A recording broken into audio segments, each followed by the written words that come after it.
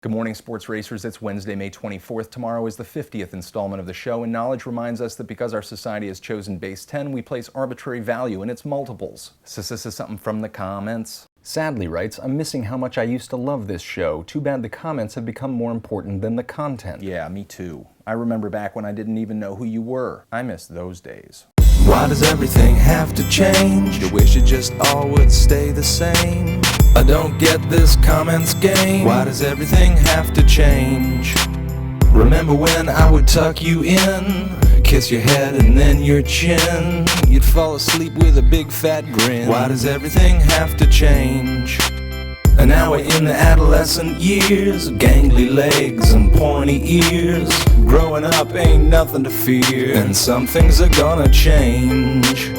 Why does everything have to change? I wish it just all would stay the same. I don't get this comments game. Why does everything have to change?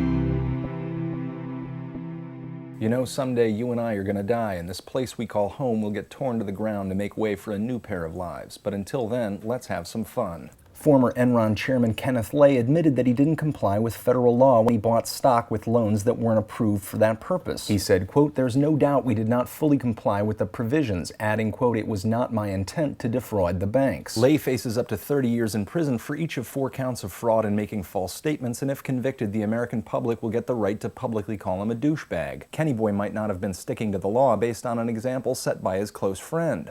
According to the Boston Globe, President Bush has quietly claimed the authority to disobey more than 750 laws enacted since he took office, asserting that he has the power to set aside any statute passed by Congress when it conflicts with his interpretation of the Constitution. The Constitution makes it clear that Congress has the authority to write laws, while the president has a duty to make sure that those laws are faithfully executed. I guess he doesn't interpret it that way? When signing hundreds of laws, the president has included what are called signing statements. For example, while signing a law that would prevent U.S. interrogators from torturing prisoners, Bush said that he can waive the torture ban if he decides that harsh interrogation techniques will assist in preventing terrorist attacks. And I thought we condemned nations that use torture. Waterboarding, is that like snowboarding? When I file my taxes next year, I'm gonna include a signing statement that says that I can run red lights, but only when I'm drunk. It's cool, man. According to CNN, Amnesty International in its annual report on human rights condemned the United States along with China and Russia. Ooh, we're with good company. The Secretary General said, quote, "There is no doubt that the war on terror has given a new lease on life to old-fashioned repression." Bunch of pinko commies. Amnesty International just doesn't understand the war on terror. Don't worry, if you've got nothing to hide, there'll never be a reason to attach electrodes to your genitals.